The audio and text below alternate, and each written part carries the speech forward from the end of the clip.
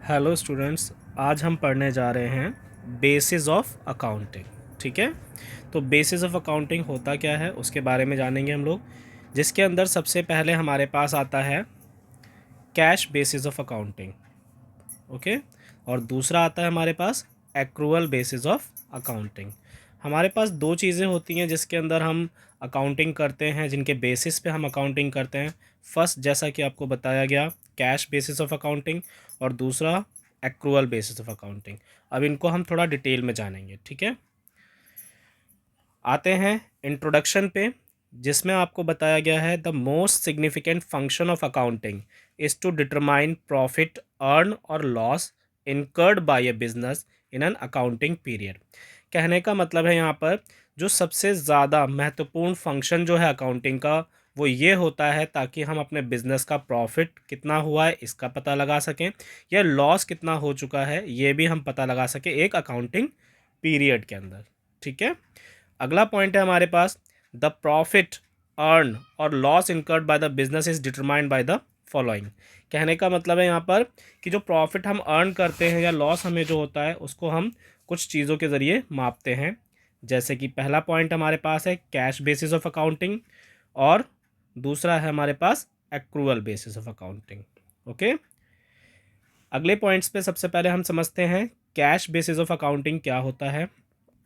इसके लिए हमने डिफाइन किया इसको, cash basis of accounting is a system in which transactions are recorded when cash is transacted whether received और paid.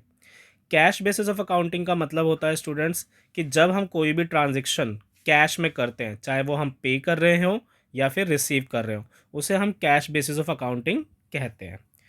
It means revenue is recognise on receipt of cash. इसका मतलब होता है कि हमें रेवेन्यू तभी मिल जाता है, या रेवेन्यू की पहचान तभी हो जाती है, रिकग्निशन तभी हो जाती है जब हम कैश को रिसीव करते हैं। The difference between the total incomes and total expenses represent profit और loss of a business for the accounting period. और इसी के ज़रिए हम ये पता लगा सकते हैं जो टोटल इनकम हुई है कैश के थ्रू, और जितने भी हमने कैश के थ्रू जितने भी टोटल एक्सपेंसेस किए हैं, उनके डिफरेंसेस को जब निकाला जाता है, अगर हमारा इनकम ज़्यादा है और एक्सपेंसेस कम है तो वो हमारे लिए प्रॉफिट रिप्रेजेंट कर देगा, और अगर हमारे एक्सपेंसेस ज़्यादा हो गए हैं और इनकम कम हुई है तो वो हमें लॉस रिप्रेजेंट कर देगा उस अकाउंटिंग पीरियड के लिए। ओके, अगला पॉइंट आता है students, when cash basis of accounting is followed outstanding and prepaid expenses and income receive in advance are accrued, income are not considered. जब कभी भी हम कैश बेसिस ऑफ अकाउंटिंग को फॉलो करते हैं तो इसके अंदर ना ही हम प्रीपेड एक्सपेंसेस को लेंगे, ना ही हम इनकम रिसीव इन एडवांस को लेंगे, या फिर ना ही हम कोई आउटस्टैंडिंग अमाउंट को भी शो करेंगे जाके। ठीक है, अगला पॉइंट आता है receipt and payments account prepared in case of not for profit organisation. जैसा कि आप आगे चलकर पढ़ेंगे, एनपीओ या एनजीओ जिसे हम कहते हैं, जिसके अंदर हम रिसिप्ट एंड पेमेंट अकाउंट बोलते हैं, और रिसिप्ट एंड पेमेंट अकाउंट भी हमारा एक तरीके से कैश अकाउंट ही होता है, जिसमें एक चैरिटेबल ट्रस्ट जो होती है, इंस्टीट्यूशन जो होती है, वो स्कूल्स हो सकते हैं और कोई हॉस्पिटल्स हो सकता है, कोई चैरिटी इंस्टीट्यूशन हो सकती है, कुछ भी, वो इस तरीके की कैश ट्रांजैक्शन ज़्यादा करते हैं। ठीक है, उनका जो ट्रांजैक्शन होता है वो कैश बेसिस पे ज़्यादा होता है। Advantages of cash basis of accounting की बात करते हैं स्टूडेंट्स, तो यहाँ पे हमारे पास आता है सबसे पहला advantages, it is a simple basis of accounting as a adjustment for outstanding expenses, prepaid expenses, accrued income and income receive advance is not made. ये बहुत ही सिंपल तरीके की अकाउंटिंग होती है, क्योंकि इसके अंदर सिर्फ कैश बेसिस ऑफ अकाउंटिंग को ही लिया जाता है। इसमें कोई भी आउटस्टैंडिंग, प्रीपेड या इस तरीके की कोई भी ट्रांजेक्शन को रिकॉर्ड नहीं किया जाता है। ठीक है, अगला पॉइंट आता है this approach is more objective as a very few estimates and judgement are required. जो इस तरीके की अप्रोच होती है कैश बेसिस की, इसके अंदर बहुत ही कम ऑब्जेक्टिव्स होते हैं, more objective as very few estimates, मतलब एस्टिमेशन कम होता है और जजमेंट के लिए भी बहुत आसान हो जाता है। This basis of accounting is suitable for those enterprises where most of the transaction are on cash basis. इस तरीके की जो अकाउंटिंग है वो अक्सर उन एंटरप्राइजेज में की जाती है जहां पर सिर्फ कैश में ही ट्रांजैक्शन को किया जाता है। अगला आता है, जैसे कि हम एक एग्जांपल समझते हैं इसके अंदर इलस्ट्रेशन के बेस पे। During the financial year 2018-19 Ashok had a cash sales of rupees 3,90,000 and credit sale of rupees 1,60,000. His expenses for the year were 2,70,000 rupees, out of which 80,000 rupees is still to be paid. Find out Ashok income for 2018-19 for line the cash basis of accounting. ठीक है, तो इसमें आपको क्या बताया गया है कि अशोक ने जो है कैश सेल्स की थी 3,90,000 रुपये की और क्रेडिट सेल की थी 1,60,000 रुपये की, जिसके अंदर उसके एक्सपेंसेस हुए थे 2,70,000 रुपये के, और जिसमें से 80,000 रुपये अभी भी देना बाकी है। तो आपको क्या पता करना है, अशोक की इनकम को पता करना है। तो हमारे पास जो कैश सेल हुई है वो कितनी हुई है स्टूडेंट्स, वो हमारे पास हुई है 3,90,000, जिसे हम रेवेन्यू भी बोलते हैं। उसके बाद हमारे जो एक्सपेंसेस थे वो टोटली 2,70,000 बोला गया है, लेकिन उसके अंदर से 80,000 अभी भी देने बाकी हैं।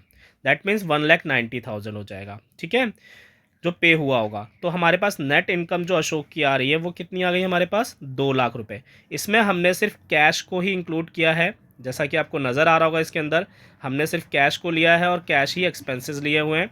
तो हमने इसको नेट इनकम फाइंड आउट कर लिया अशोक की, कितनी आई हमारे पास, 2 लाख रुपये। क्लियर है, आगे चलते हैं, एक्रूअल बेसिस ऑफ अकाउंटिंग की बात करते हैं। ठीक है, एक्रूअल बेसिस ऑफ अकाउंटिंग जो होती है हमारे पास उसके अंदर हम जानेंगे, under accrual basis of accounting unlike under cash basis of accounting income is recorded as income when it is earn और accrued.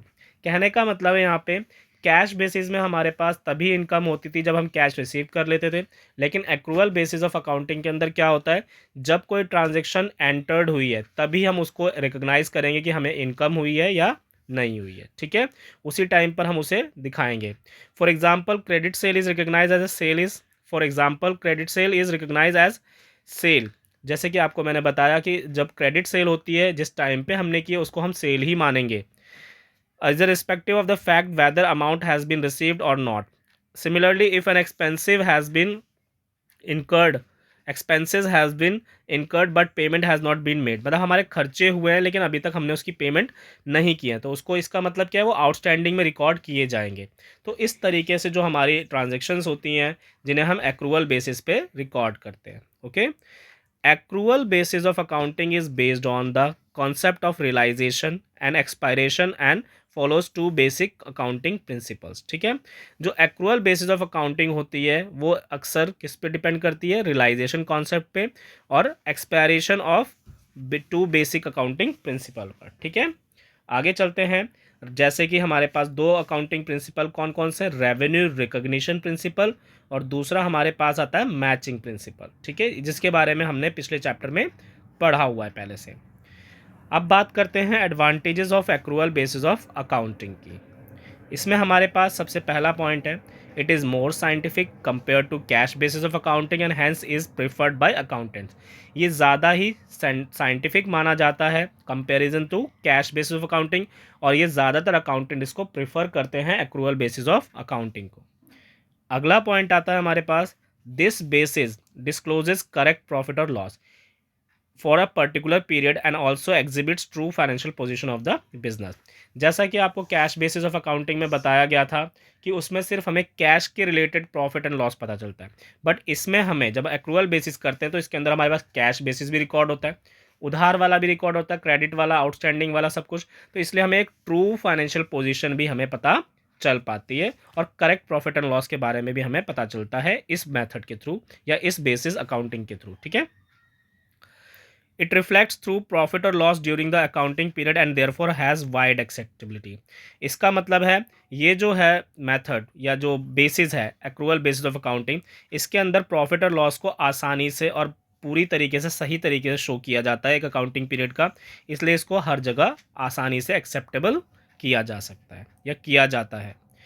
This basis of accounting show the complete picture of financial transaction of the business as it takes into account the effect of all transaction relating to a period as well as adjustment like outstanding expenses, prepaid expenses, accrued income and income received in advance।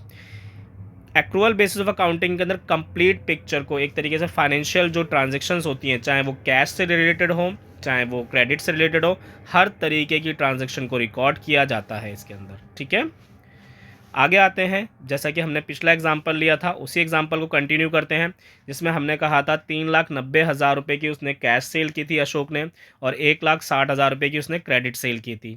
ठीक है, तो हमारे पास क्या था, cash cell plus credit sale जो होती है total sale हो जाएगी 3,90,000 है हमारे पास। और क्या कहते हैं हमारे पास, इसको अगर मैं ऐसे दिखाने की कोशिश करूँ, 3,90,000 है और प्लस में मेरे पास कितना है, 1,60,000 रुपये है। तो दोनों को मिलाकर मेरे पास 5,50,000 हो जाता है। और जो टोटल एक्सपेंसेस थे वो मेरे को 2,70,000 दे रखे थे। इसका मतलब है मेरे पास अब जो अशोक की नेट इनकम आएगी वो आएगी 2,80,000 रुपीज़ की। ठीक है, आगे हम बात करते हैं इसके अंदर। ख़त्म हो चुका है हमारे पास। Thank you.